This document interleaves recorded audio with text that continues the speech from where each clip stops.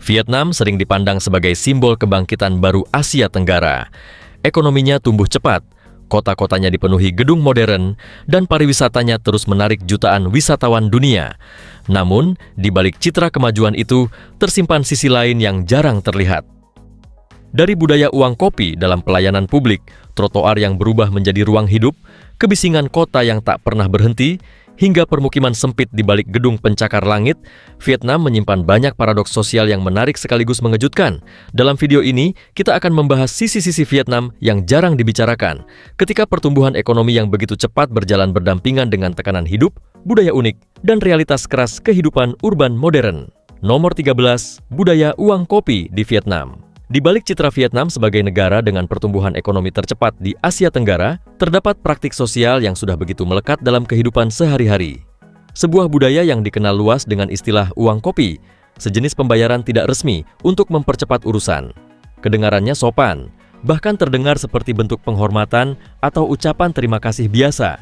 Namun di balik istilah yang halus itu, tersimpan jaringan pengaruh yang bekerja diam-diam dalam sistem pelayanan publik.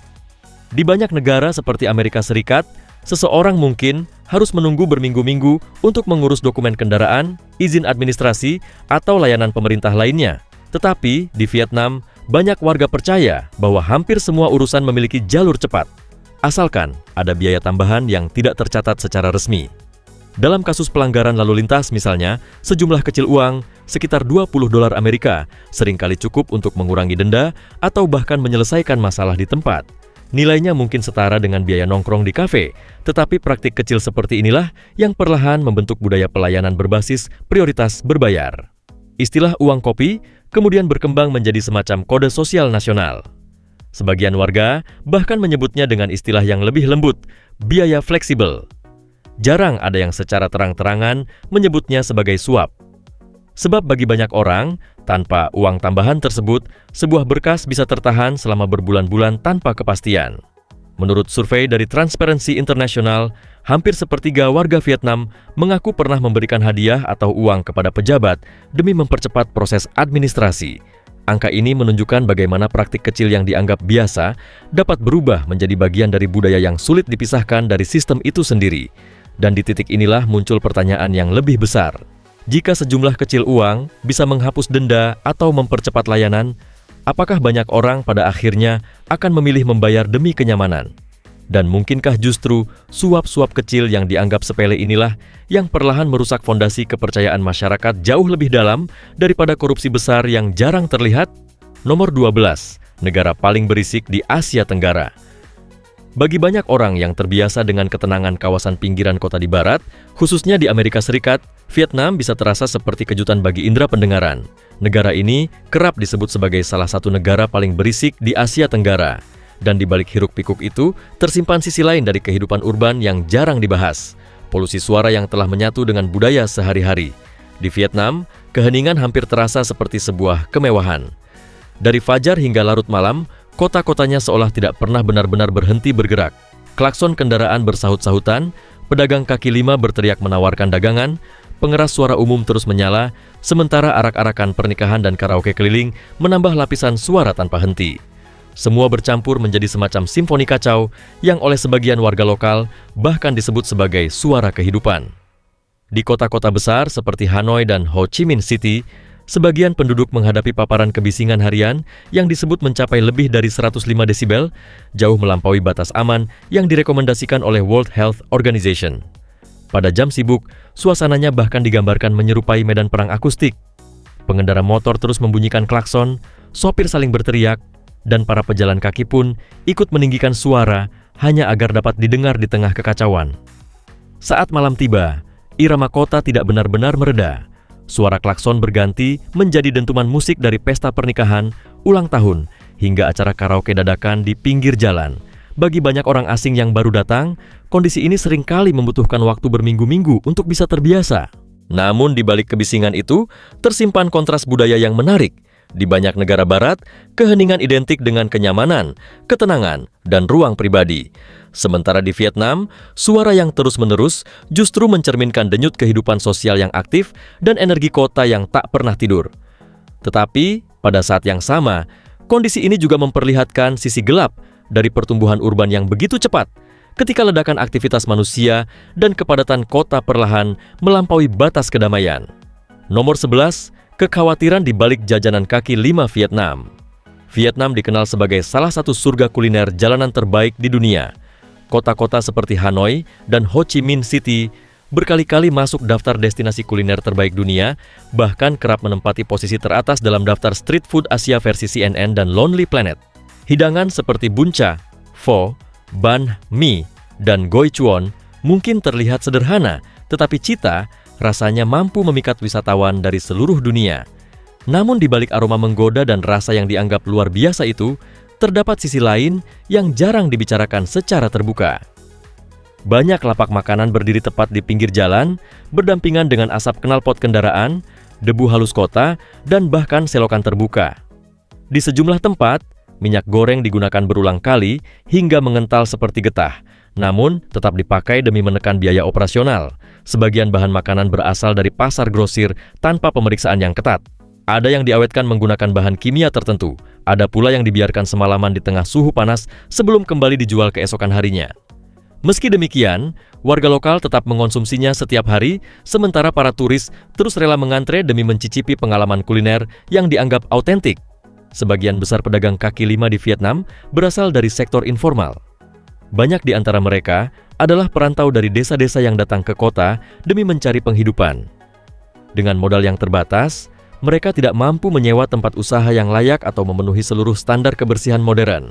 Bagi mereka, gerobak kecil di pinggir jalan bukan sekadar bisnis, melainkan cara untuk bertahan hidup di tengah persaingan kota yang keras dan padat. Karena itu, penggunaan minyak berulang atau pemilihan bahan murah seringkali bukan semata soal kelalaian, melainkan konsekuensi dari tekanan ekonomi sehari-hari. Pemerintah Vietnam sendiri telah memperkenalkan berbagai kebijakan untuk meningkatkan keamanan pangan dan kebersihan makanan jalanan. Namun hingga kini, banyak pelancong dan ekspatriat tetap diingatkan untuk berhati-hati. Vietnam memang menawarkan salah satu pengalaman kuliner jalanan paling terkenal di dunia. Tetapi di balik rasa yang memanjakan lidah, tersimpan realitas sosial dan sanitasi yang tidak selalu terlihat di balik kepulan asap wajan dan antrean panjang wisatawan. Nomor 10. Fenomena tunawisma modern di Vietnam. Di Vietnam, istilah tunawisma tidak selalu menggambarkan orang yang menganggur atau hidup mengembara tanpa pekerjaan. Di kota-kota besar, muncul fenomena yang jauh lebih kompleks dan mengejutkan. Banyak orang bekerja di kafe modern, fasih berbahasa Inggris, berpakaian rapi, dan tampak seperti bagian dari kelas pekerja urban yang sukses. Namun ketika malam tiba, sebagian dari mereka justru membentangkan tikar di bawah jembatan, di taman kota, atau di sudut trotoar untuk tidur. Mereka sering disebut sebagai tunawisma modern. Orang-orang yang bekerja memiliki pendidikan, tetapi tetap tidak mampu menyewa tempat tinggal di kota yang biaya hidupnya terus melonjak dari tahun ke tahun. Urbanisasi yang begitu cepat perlahan mengubah tempat tinggal menjadi sesuatu yang terasa seperti hak istimewa, bukan lagi kebutuhan dasar yang mudah dijangkau.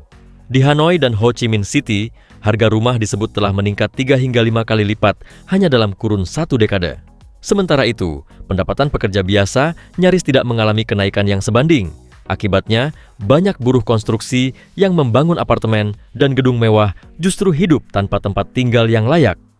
Sebagian tidur di selokan kering, toilet terbengkalai, atau tempat berteduh darurat seadanya.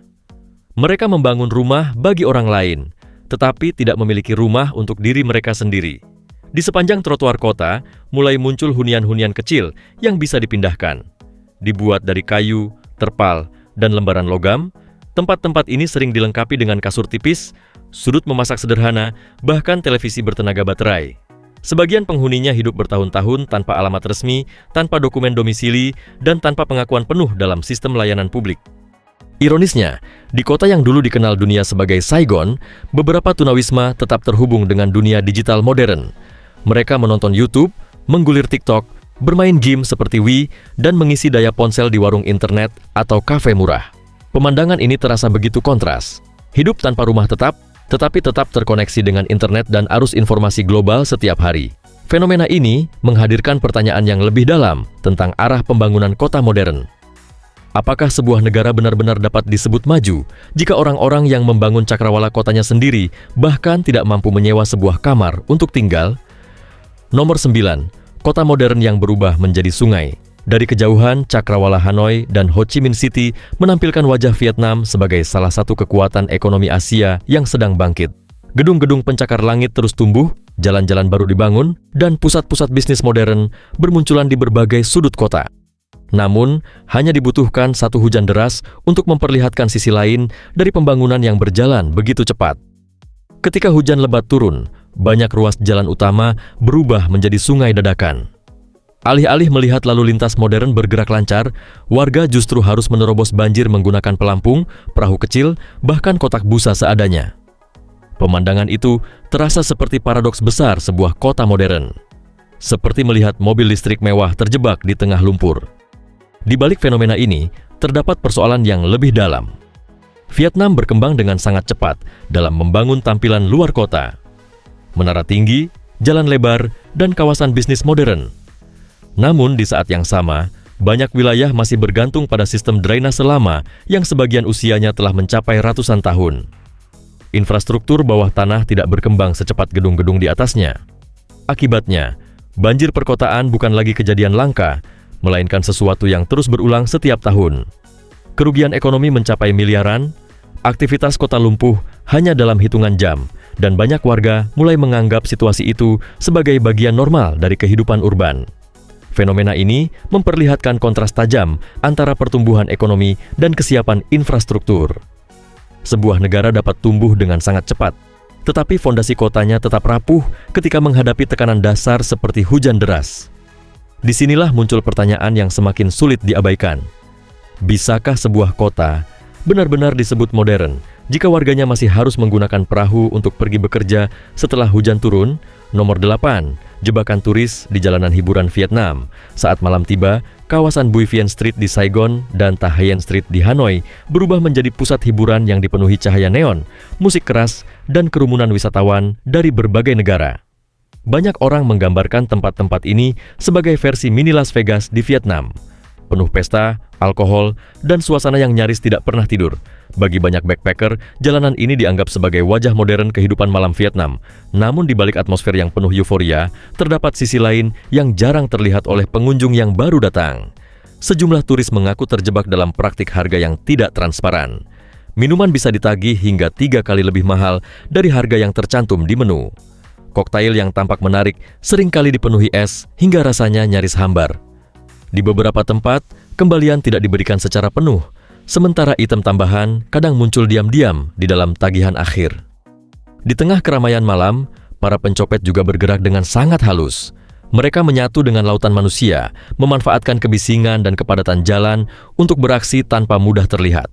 Sejumlah media internasional bahkan pernah memperingatkan bahwa kawasan seperti Bui Vien dan Ta Hien bisa menjadi surga hiburan bagi wisatawan, tetapi sekaligus mimpi buruk bagi dompet mereka. Bagi sebagian warga lokal, praktik pungutan berlebihan terhadap turis sering dianggap sebagai cara bertahan hidup di tengah kerasnya ekonomi perkotaan dan industri pariwisata yang kompetitif. Sementara itu, sebagian wisatawan memilih menganggap pengalaman tersebut sebagai bagian dari petualangan. Namun, persoalan sebenarnya bukan hanya soal uang. Jalan-jalan hiburan ini seharusnya menjadi ruang pertemuan budaya antara wisatawan dan masyarakat lokal. Tetapi dalam banyak kasus, pengalaman yang muncul justru membangun rasa curiga, bukan rasa terhubung. Wisatawan belajar untuk waspada terhadap harga, tagihan, dan lingkungan sekitar, alih-alih menikmati interaksi budaya yang autentik. Pada akhirnya, fenomena ini meninggalkan pertanyaan yang lebih besar tentang arah pariwisata modern. Ketika keuntungan jangka pendek lebih diutamakan, reputasi jangka panjang sebuah destinasi bisa perlahan terkikis oleh pengalaman-pengalaman kecil yang mengecewakan. Nomor 7. Fenomena pengemis kaya di Vietnam. Di berbagai kota besar Vietnam, tidak semua orang yang duduk di trotoar sambil menadahkan mangkuk benar-benar hidup dalam kemiskinan ekstrim. Di balik pemandangan yang tampak sederhana itu, terdapat praktik mengemis profesional yang oleh sebagian orang disebut telah berkembang menjadi industri senyap di ruang-ruang perkotaan. Sejumlah laporan menggambarkan adanya pengemis yang datang menggunakan skuter, membawa ponsel mahal, bahkan bekerja di bawah koordinasi kelompok tertentu. Dalam beberapa kasus, kelompok-kelompok ini disebut dikelola oleh bos yang mengatur wilayah operasi, membagi sudut jalan, serta menentukan peran masing-masing anggota, mulai dari orang yang berpura-pura menjadi penyandang disabilitas hingga sosok lansia berpakaian seperti biksu yang meminta sedekah. Sebagian dari mereka dikabarkan mampu memperoleh sekitar 500.000 dong Vietnam per hari, atau setara kurang lebih 20 dolar Amerika Serikat. Jumlah itu dianggap cukup besar dibandingkan pendapatan harian banyak pekerja biasa di Vietnam. Ironisnya, beberapa di antaranya bahkan disebut memiliki rumah dan keluarga, tetapi tetap memilih mengemis karena dianggap menghasilkan uang dengan cepat dan tidak membutuhkan keterampilan khusus. Namun, sisi paling gelap dari fenomena ini bukan hanya soal penipuan terhadap belas kasihan publik. Masalah yang lebih dalam adalah bagaimana sistem yang lemah memungkinkan praktik semacam ini terus berkembang. Minimnya pengawasan membuka ruang bagi kelompok kriminal untuk mengeksploitasi empati masyarakat demi keuntungan ekonomi. Dampaknya perlahan mulai terasa pada kehidupan sosial kota. Ketika terlalu banyak orang merasa tertipu, rasa percaya, dan kepedulian masyarakat ikut terkikis. Orang-orang menjadi ragu untuk membantu, bahkan kepada mereka yang benar-benar miskin, sakit, atau membutuhkan pertolongan nyata. Fenomena ini memperlihatkan paradoks lain dalam pertumbuhan kota modern. Sebuah negara mungkin mampu berkembang dengan cepat secara ekonomi, membangun gedung tinggi dan kawasan bisnis baru. Tetapi ketika rasa welas asih masyarakat mulai memudar karena manipulasi dan ketidakpercayaan, kehilangan itu bisa menjadi jauh lebih besar daripada sekadar persoalan uang di jalanan. Nomor 6, budaya pelepasan hewan yang berbalik merusak alam. Dalam tradisi Buddha, praktik melepas liarkan hewan dilakukan sebagai simbol welas asih dan penghormatan terhadap kehidupan. Ritual ini dipercaya sebagai bentuk kebajikan spiritual. Sebuah tindakan untuk membebaskan makhluk hidup sekaligus mengumpulkan pahala dan keberuntungan. Namun di Vietnam, tradisi yang sakral ini perlahan memperlihatkan sisi lain yang jauh lebih rumit dan penuh konsekuensi bagi lingkungan. Pada hari-hari besar keagamaan Buddha, jutaan ikan, burung, dan kura-kura dilepaskan ke sungai, danau, atau ruang terbuka sebagai bagian dari ritual keagamaan. Banyak orang percaya bahwa membebaskan hewan akan membawa berkah bagi diri mereka dan keluarga. Tetapi di balik niat baik tersebut, muncul kenyataan yang sering kali tragis. Banyak hewan yang dilepaskan sebenarnya tidak mampu bertahan hidup di lingkungan barunya. Sebagian mengalami syok akibat proses pengangkutan, cedera selama penanganan, atau dilepaskan ke habitat yang sama sekali tidak cocok bagi mereka, seperti ikan tropis yang dimasukkan ke perairan dengan kondisi ekstrem. Dalam banyak kasus, hewan-hewan itu mati hanya dalam hitungan jam. Ironisnya, sebagian lainnya bahkan ditangkap kembali oleh pihak tertentu untuk dijual ulang pada ritual berikutnya. Praktik yang tampak penuh belas kasih ini, tanpa disadari, justru menciptakan siklus eksploitasi yang terus menghasilkan keuntungan ekonomi bagi para penjual hewan. Dampaknya tidak berhenti pada penderitaan hewan semata. Pelepasan massal spesies non-asli juga menimbulkan gangguan serius terhadap ekosistem lokal.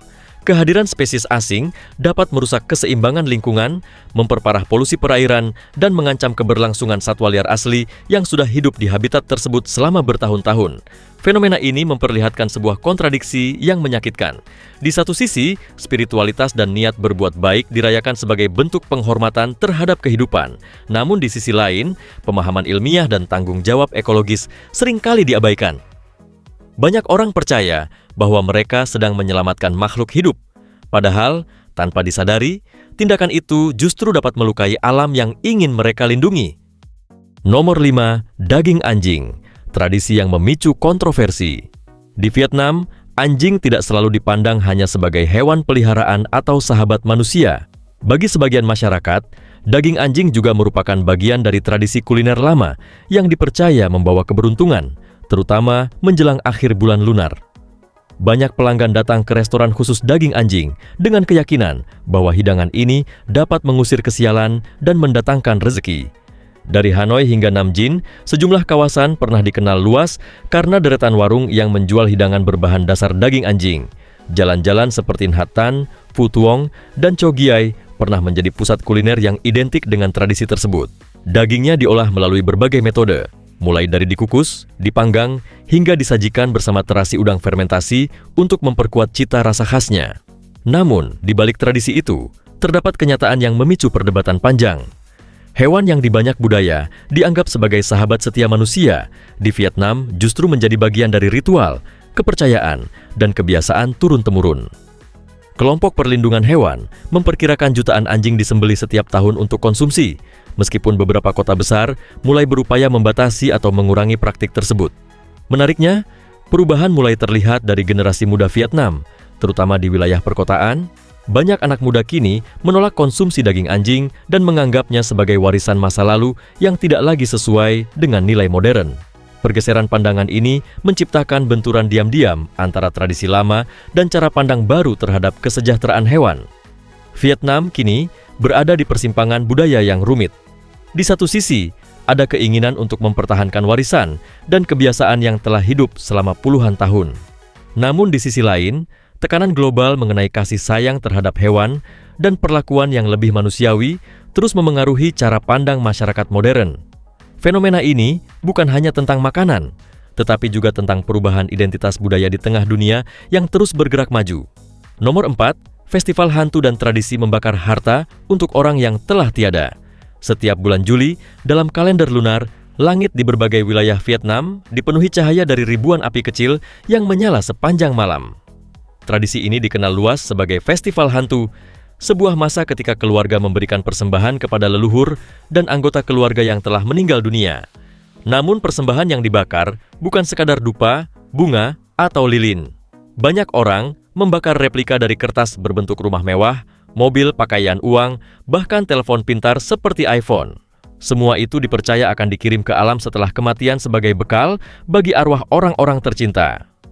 Dari utara hingga selatan Vietnam, tradisi membakar uang arwah telah berlangsung selama bertahun-tahun dan dianggap sebagai bentuk bakti serta penghormatan kepada leluhur. Banyak keluarga percaya bahwa semakin lengkap persembahan yang dibakar, semakin nyaman dan makmur kehidupan anggota keluarga mereka di alam sana. Namun, di balik makna spiritual tersebut, muncul dampak yang semakin dipertanyakan. Menurut data dari Ministry of Natural Resources and Environment of Vietnam, lebih dari 50.000 ton uang arwah dan persembahan kertas dibakar setiap tahun di Vietnam. Proses ini melepaskan puluhan ribu ton karbon dioksida, debu halus, serta zat-zat kimia dari pewarna dan lapisan kertas berwarna emas, termasuk kandungan timbal dan bahan beracun lainnya. Fenomena ini menciptakan sebuah paradoks yang unik sekaligus mengganggu. Ritual yang berakar pada penghormatan terhadap orang tua dan leluhur kini juga menjadi salah satu sumber polusi yang jarang dibahas di Asia. Sebagian orang bahkan mulai menyebutnya sebagai bentuk polusi spiritual, ketika praktik keagamaan dan tradisi budaya tanpa sadar ikut memberikan dampak besar terhadap lingkungan. Perubahan pandangan mulai terlihat di kalangan generasi muda Vietnam. Banyak yang mulai mempertanyakan makna dari tradisi tersebut. Apakah orang yang telah meninggal benar-benar membutuhkan rumah mewah, mobil, atau telepon pintar di alam setelah kehidupan? Perbedaan budaya ini juga memperlihatkan kontras yang menarik dengan negara-negara barat seperti Amerika Serikat.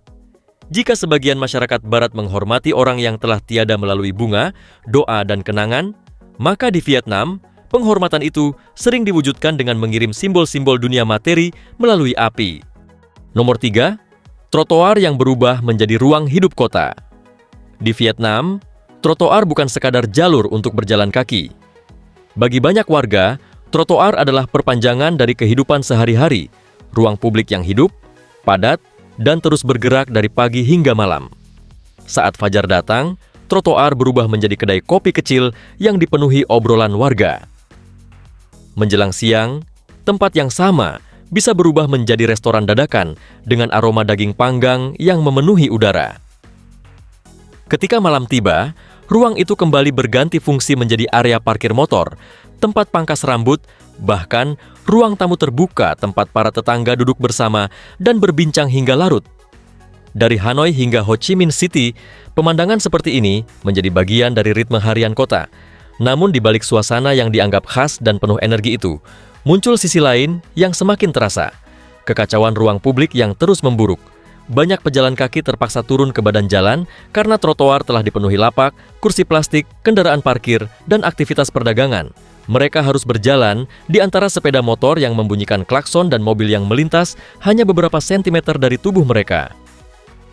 Bagi sebagian turis dan pendatang baru, berjalan kaki di Vietnam sering terasa seperti aksi kecil penuh risiko dan keberanian. Apa yang dulu dipandang sebagai simbol budaya jalanan Vietnam, kini perlahan berubah menjadi medan perebutan ruang ekonomi. Para pedagang saling bersaing, memanfaatkan setiap meter trotoar demi mendapatkan lokasi terbaik untuk bertahan hidup dan mencari nafkah.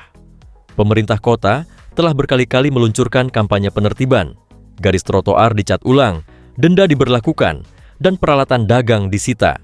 Namun hanya dalam hitungan minggu, banyak lapak kembali muncul di tempat yang sama, seolah penertiban itu tidak pernah terjadi. Fenomena ini mencerminkan persoalan yang jauh lebih dalam daripada sekadar ketertiban kota. Di satu sisi, ada kebutuhan masyarakat untuk bertahan secara ekonomi. Di sisi lain, ada upaya menciptakan ruang publik yang aman dan layak bagi warga kota. Menurut Ministry of Transport of Vietnam, lebih dari 90% jalan di kota-kota besar Vietnam kini tidak lagi memiliki ruang pejalan kaki yang memadai. Dan di tengah pertumbuhan urban yang terus melaju, trotoar Vietnam menjadi simbol kontras antara kehidupan sosial yang dinamis dan kota modern yang perlahan kehilangan ruang untuk berjalan dengan tenang.